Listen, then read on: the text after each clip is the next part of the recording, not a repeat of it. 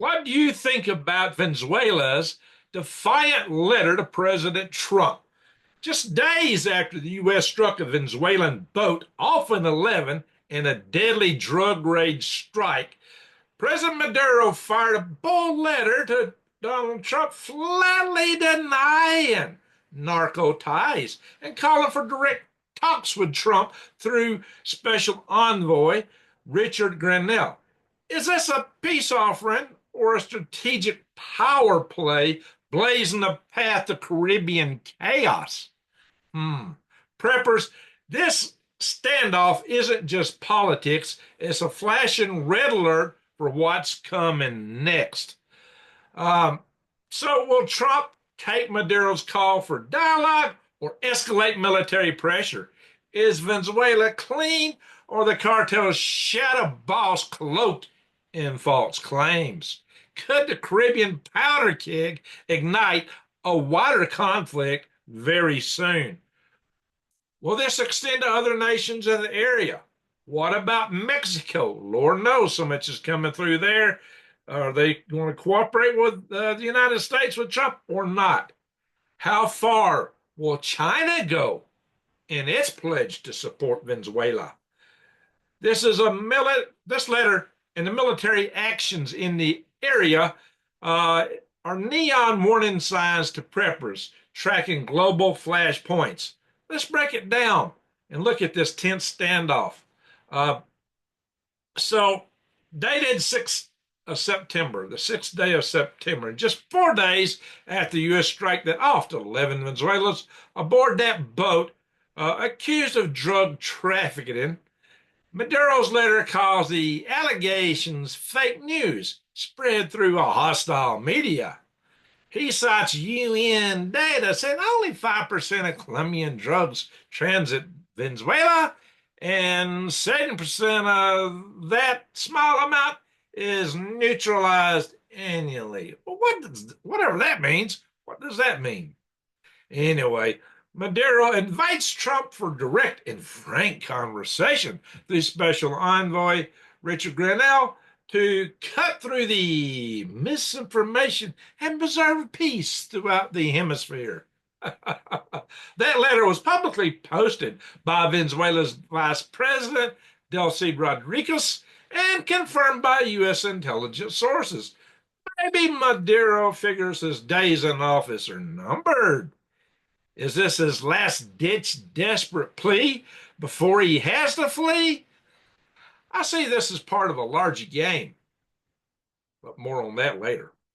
The U.S. has conducted multiple strikes on alleged drug boats from Venezuela, often over a dozen suspected drug traffickers, but it hasn't released proof confirming their criminal status. But the Dominican Republic just recently said that the speedboat destroyed by the U.S. Navy held 1,000 kilos of cocaine. What do you make of that? Washington calls Maduro a global major narco kingpin, accusing him of helping cartels flood U.S. streets with F-ball. Now, there's some things I can't say on here. So that's code word on my channel for a word that ends in endall and begins with an F. You know what I mean. Anyway, with F-ball ace cocaine, that's what they're accusing. So in August, the U.S. Doubled its bounty on Maduro to $50 million amid deploying warships to the Caribbean waters on an anti-drug mission. Maduro brands these moves as regime change attempts, staging drills and mobilizing missions whilst himself showcasing Russian fighter jets. We wouldn't send amphibious landing craft down there for anything but just some introduction at sea. What do you think? But anyway, this is a volatile Caribbean chessboard. Maduro's overture for talks clashes with onboard military posturing, warships on high alert, and tensions creeping higher. Not to mention, again, Maduro sending Russian MiGs all too close to U.S. warships and staging quite a few flights of them. Trump's envoy, Grinnell, he's met with Maduro multiple times, working on detainee releases and migrant exchanges while calling for de-escalation.